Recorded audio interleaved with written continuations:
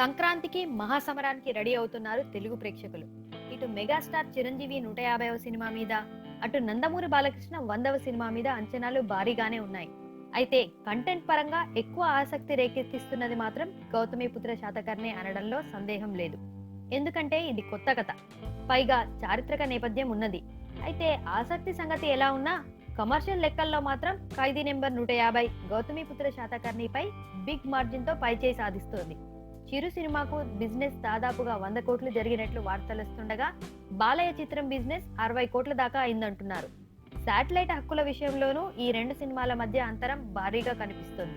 చిరు సినిమాకు శాటిలైట్ హక్కులు ఏకంగా 13 కోట్లు పలికినట్లు సమాచారం. ఓ ప్రముఖ ఛానల్తో ఈ మేరకు డీల్ పూర్తయిందంటున్నారు. మరోవైపు బాలయ్య సినిమా శాటిలైట్ హక్కులు 9 కోట్ల రూపాయలు పలికాయట. ఆ సినిమాను కూడా ఓ పెద్ద ఛానలే తీసుకుందట. బాలయ్య సినిమాల్లో ఇది హైయెస్ట్ రేటే అయినా చిరు సినిమాతో పోలిస్తే ఈ ఫిగర్ చిన్నదే. ఇద్దరి సినిమాల మధ్య అంతరం దాదాపు 4 కోట్లు ఉండడం ఆశ్చర్యమే. మరి ఈ సినిమాల్లో ఏవి ఎంత వసూలు చేస్తాయో, ఏది ఎంత టీఆర్పీ రేటింగ్ తెచ్చుకుంటుందో చూడాలి.